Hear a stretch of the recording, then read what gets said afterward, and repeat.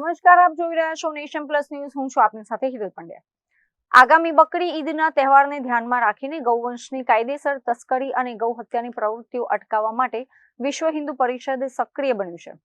વીએચપીના ગૌરક્ષા વિભાગ દ્વારા આજે સ્થાનિક પ્રશાસન અને પોલીસ તંત્રને એક મહત્વપૂર્ણ આવેદનપત્ર પાઠવવામાં આવ્યું છે. બકરી ઈદના તહેવાર પૂર્વે કેટલાક સંવેદનશીલ વિસ્તારોમાં ગૌવંશની તસ્કરી કરતા તત્વો સક્રિય બને છે, જેમના પર કાયદાનો સકંજો કસવા માટે વીએચપીનો ગૌરક્ષા વિભાગ જિલ્લા કલેક્ટરને આવેદનપત્ર આપવા પહોંચ્યો હતો. વીએચપી દ્વારા પ્રશાસનને સોંપવામાં આવેલા આવેદનપત્રમાં માંગ કરવામાં આવી છે કે આગામી દિવસોમાં રાજ્યભરમાં ગૌ હત્યા પ્રતિબંધક કાયદાનું કડકાઈથી પાલન કરાવવામાં આવે. તસ્કરી અટકાવવા માટે જિલ્લાની સરહદો, મુખ્ય હાઈવે અને સંવેદનશીલ વિસ્તારોમાં પોલીસ દ્વારા સઘન વ્હીકલ ચેકિંગ હાથ ધરવામાં આવે. ખાસ કરીને પશુઓની હેરાફેરી કરતા શંકાસ્પદ વાહનોની આકરી તપાસ થાય તે માટે પોલીસ પેટ્રોલિંગ વધારવાની ભારપૂર્વક રજૂઆત કરવામાં આવી છે. વિશ્વ હિન્દુ પરિષદના અગ્રણીઓનું કહેવું છે કે જો તંત્ર દ્વારા સમયસર યોગ્ય પગલાં લેવામાં નહીં આવે તો ગૌ ભક્તો રસ્તા પર ઉતરીને ગૌવંશનું રક્ષણ કરવા મજબૂર બનશે. ગાવો વિશ્વસ્ય માતરઃ. સર્વપ્રથમ તો આપના માધ્યમથી કહેવું છે કે આ ભારત દેશ છે, આ પાકિસ્તાન નથી.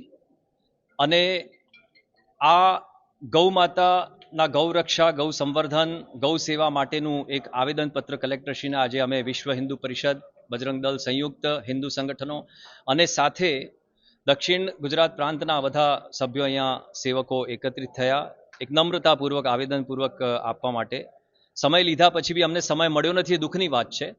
કિંતુ અગાઉ એવું ન બને અને એક ભારતના સાચા નાગરિક તરીકે અમને સમય પણ આપવામાં આવે. માત્ર 2 મિનિટ માગી છે અમે, તો ડેપ્યુટીશ્રીને આપવામાં આવ્યું છે આવેદનપત્ર અને આશા કરીએ છીએ કે આગળ જલ્દી પહોંચે અને આના ઉપર કાર્યવાહી કરવામાં આવે. ગૌરક્ષા, ગૌ તસ્કરી, ગૌ સંવર્ધન, ગૌ સેવા માટેનું આ અમે આવેદનપત્ર આપ્યું છે. અને ભારતમાં ગાય માતા છે, આખા વિશ્વમાં શાસ્ત્ર કહે છે ગાવો વિશ્વસ્ય માત્ર.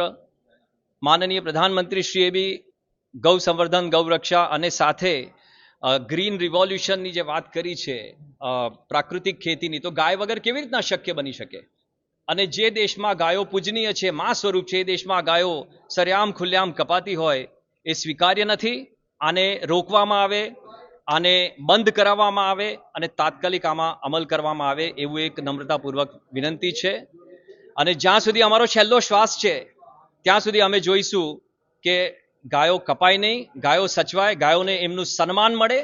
અને સરકારશ્રીને બી હૃદયપૂર્વક વિનંતી છે, નમ્રતાપૂર્વક વિનંતી છે કે ગાય માતાને માનું સન્માન આપવામાં આવે. એ ઢોર નથી, એ પશુ નથી.